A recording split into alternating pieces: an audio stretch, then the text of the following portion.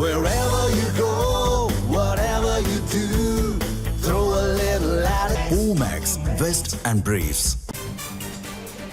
அவிநாசி தொகுதியில் போட்டியிடும் மத்திய அமைச்சர் எல் முருகன் வட்டாட்சியர் அலுவலகத்தில் வேட்புமனு தாக்கல் செய்கிறார். இது தொடர்பாக நமது செய்தியாளர் சுரேஷ்குமார் வழங்கிய கூடுதல் தகவல்களை தற்போது கேட்கலாம்.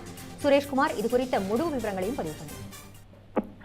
திருப்பூர் மாவட்டம் அவிநாசி தனித்தொகுதியில் தேசிய ஜனநாயக கூட்டணியின் வேட்பாளராக பாஜக வேட்பாளர் மத்திய இணையமைச்சர் எல் முருகன் போட்டியிடுகிறார் என அறிவிக்கப்பட்டது. அதன் அடிப்படையில் சற்று முன்பாக அவர்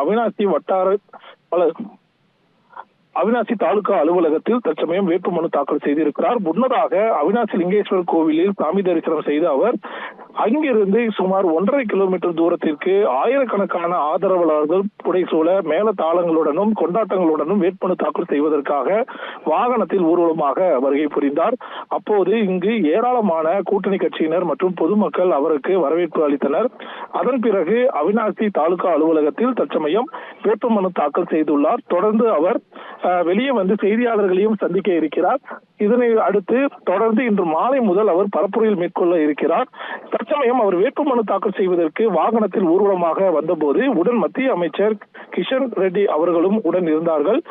தொடர்ந்து கூட்டணி கட்சி நிர்வாகிகள் மற்றும் பாஜக நிர்வாகிகள் என ஆயிரக்கணக்கானோர் மேலதாளங்களுடன் மத்திய இணையமைச்சர் எல் முருகன் வேட்புமனு தாக்கல் செய்வதை கொண்டாடும் வகையில் பல்வேறு ஏற்பாடுகள் செய்யப்பட்டிருந்தன. சுமார் 1.5 கிலோமீட்டர் தூரத்திற்கு நடைபெற்ற இந்த வாகன ஊர்வலத்தின் காரணமாக இந்த பகுதி முழுவதும் கொண்டாட்டம் நிறைந்து காணப்பட்டது.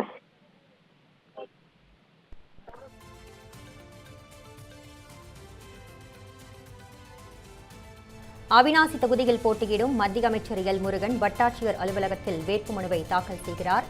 அந்த காட்சிகளை நாம் நேரலையில் பார்த்து வருகிறோம். விரிவான தகவல்களுக்கு நன்றி சுரேஷ்குமார்.